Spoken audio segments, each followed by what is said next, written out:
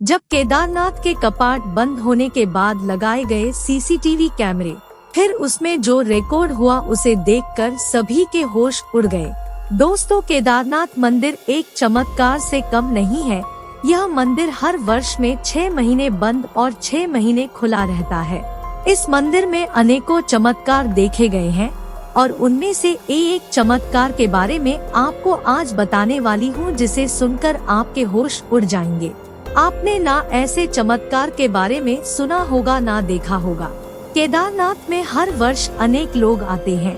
इनमें से कई बड़े बड़े साधु भी होते हैं जो वहाँ के चमत्कार को अपनी आँखों से देखने को तरसते हैं।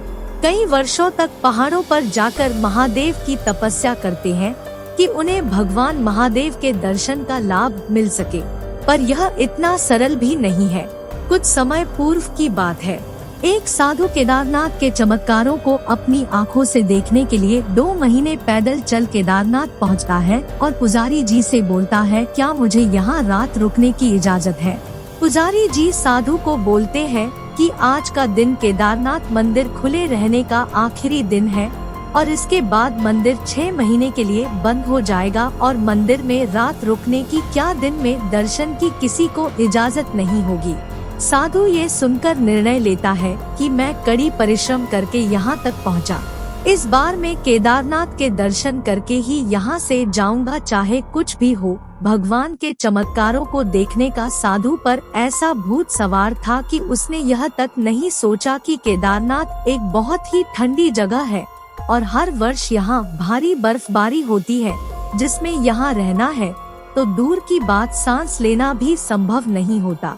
साधु केदारनाथ के मंदिर बंद होने से पहले मंदिर में छिप जाता है और मंदिर 6 महीने के लिए बंद हो जाता है।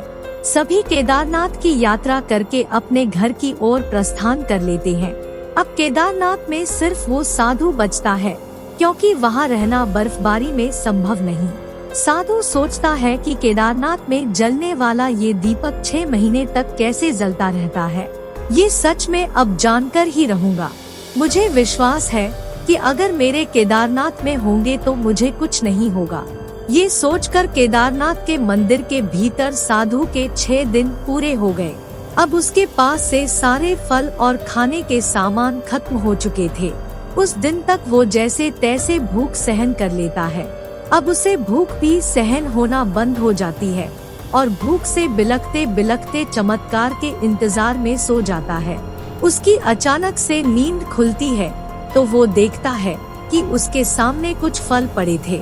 वो सोचता है कि ये कहाँ से आए और भगवान की आँखों में देखकर रोने लगता है कि आप सच में हो और झूमने लगता है। ऐसे करते करते कुछ महीने बीत जाते हैं और वो रोज सुबह उठता और उसके लिए उसको कुछ ना कुछ खाने को रखा मिलता। साधु को असंभव सा लगता, परंतु थी तो ये सब सच्ची घटना।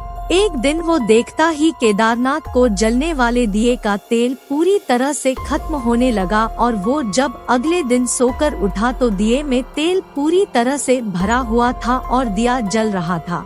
साधु को उसकी आंखों पर विश्वास नहीं हो रहा था कि ये सब सच में है या कोई सपना, और ऐसे करते करते 6 महीने खत्म होने वाले होते हैं और साधु को विश्वास हो जाता है केदारनाथ के चमत्कार पर।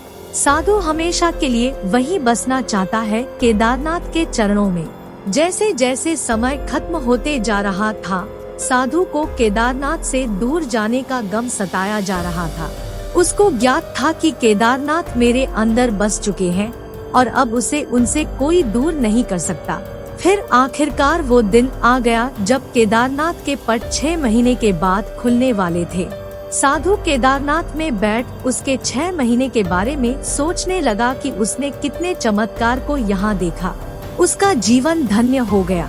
इतनी कड़ी ठंड में भी उसका बाल भी बांका न होना, उसको रोज फल मिलना, दिए का तेल खत्म न होना, ये सब उसकी सोच से भी परे था और वो केदारनाथ का बहुत बहुत आभारी रहेगा कि उसने उसको एक नया जीवन दिया।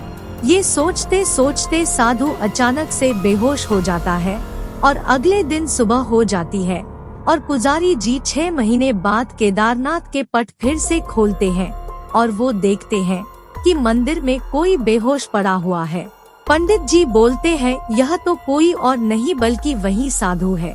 इसको केदारनाथ के मंदिर में एक रात गुजारनी थी और ये देखने के लिए कि इसने मंदिर से कुछ चुराया तो नहीं और वो इतने महीने तक वहाँ कैसे रहा।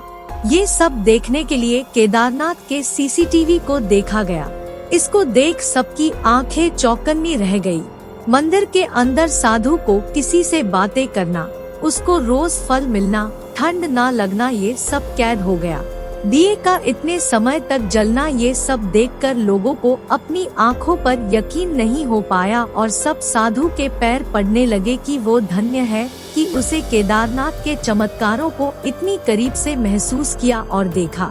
दोस्तों, वीडियो अच्छी लगी तो कमेंट में हर महादेव लिखकर चैनल को सब्सक्राइब जरूर करें।